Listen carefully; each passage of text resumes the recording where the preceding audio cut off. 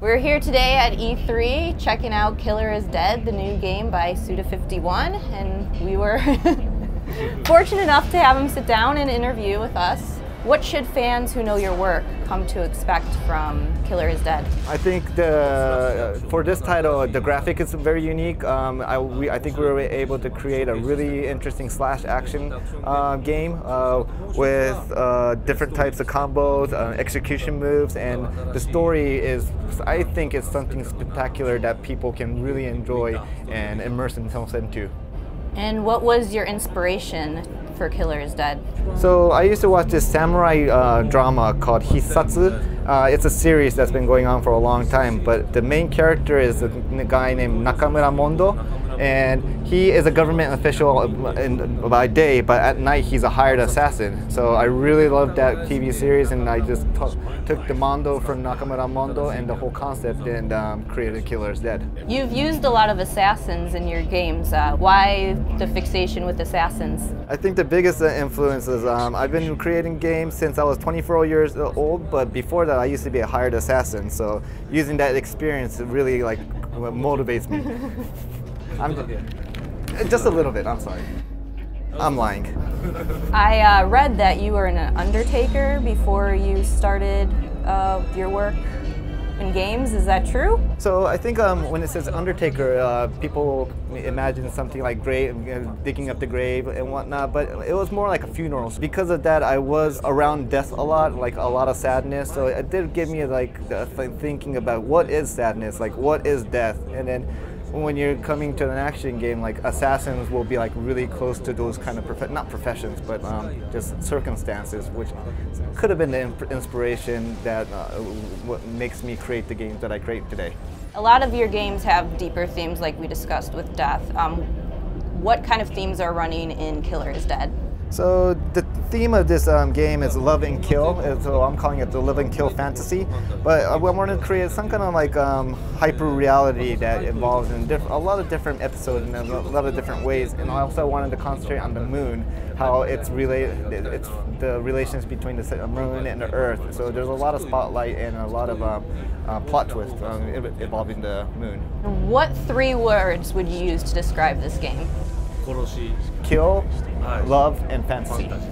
Sounds like it's going to be kind of intense, huh? So you kind of have this reputation for making very creative, bizarre games. Have you ever thought of creating a game and using a fake name so people didn't jump to assumptions or conclusions about it beforehand? Oh, thank you. Yeah, that sounds like a really interesting concept that, creating a pseudo name, watching how the market and users will react to the games that I create. That sounds really interesting. I'll probably call myself Suda52. No one's going to know it's you. I don't think anybody's going to notice. Well, as we've established here, you have a sense of humor. What can we expect in Killer is Dead? Any examples you can give of anything crazy that we're gonna see? So Mondo is a really serious character that he really takes as a profession seriously, but because of his work, he's stressed out sometimes and you need to unwind and relax. So I implemented this mode called the Gigolo mode, where he gets to go to bars and hit on attractive women, and that really unwinds him. Very nice. So right now we just had the announcements of the next console generation. You know, we've got the Wii U, the PS4, and the Xbox One. Are you excited to enter a new console generation at this point?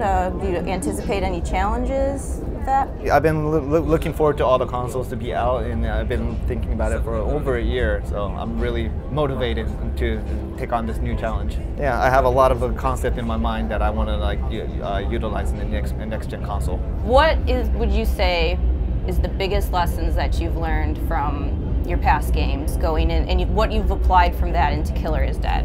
So this might not just apply just for Killer is Dead, but as for Grasshopper, our motivation is to keep creating new games, new IPs, and I think that's one of our missions, to provide new type of gameplay to users. So I think by creating new stuff, that sort of became our fortune, or our backbone of how to create games and how to look at games. What feelings do you hope that players come away with after playing Killer is Dead? So for not only Killer is Dead, but in Killer is Dead, I want the player to have an experience that, of course, they enjoy, but something that they can bring back to the real world after playing, after stepping away from the game world, and something that like they can have a relationship with the real world and the game world, and for them to feel like, oh, I want to revisit Mondo again and like start playing Mondo, the Killer is Dead again, some kind of correlation like that. I want to thank you for sitting down with us and chatting about The Killer is Dead. We can't wait for it, and look for it later this summer. Thank you. Thank you. Thank you very much. Thank you.